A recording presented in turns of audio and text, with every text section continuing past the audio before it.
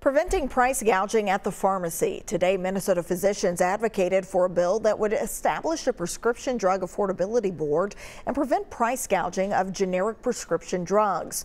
The doctors urge lawmakers to pass the legislation as it is written and to reject an amendment to the bill that would exempt many rare disease drugs. Prescription drugs can help turn people's lives around, improving quality of life and extending healthy years of life. I'm not telling you anything you don't already know.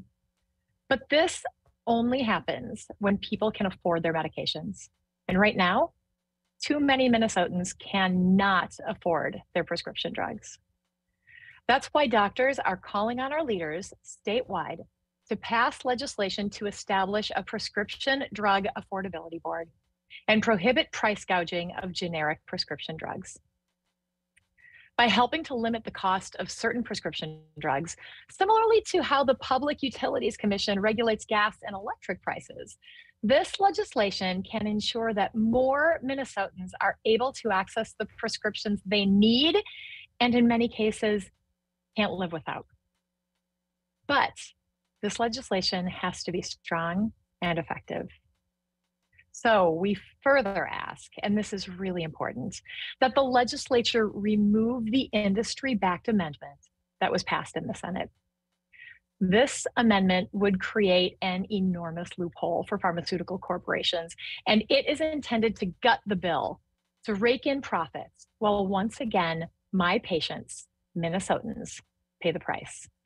The goal of physicians like us is to prevent or cure disease wherever we can. We entered this profession to help people, and helping people is our obligation. The goal of for-profit pharmaceutical corporations is to make profits, dollars over people. But it's not working for our patients, Minnesotans. So doctors are asking lawmakers to listen to us as we strive to ensure that our patients are able to access the medications that we prescribe. A Prescription Drug Affordability Board is the best tool we have as a state to help rein in drug costs for our patients. For people with rare diseases and very common ones, this legislation, as originally written, can improve and save their lives. We're asking lawmakers to pass a strong Prescription Drug Affordability Board with no harmful carve-outs without delay. We're asking lawmakers to hear the voice of the people so we can all afford the medications we need. As doctors, we want to help provide some clarity and dispel disinformation around this legislation. It's no secret that pharmaceutical companies have a lot of money and many lobbyists. They're one of the largest lobbies in Washington. You may have seen a number around the Capitol recently. They're pretty much everywhere.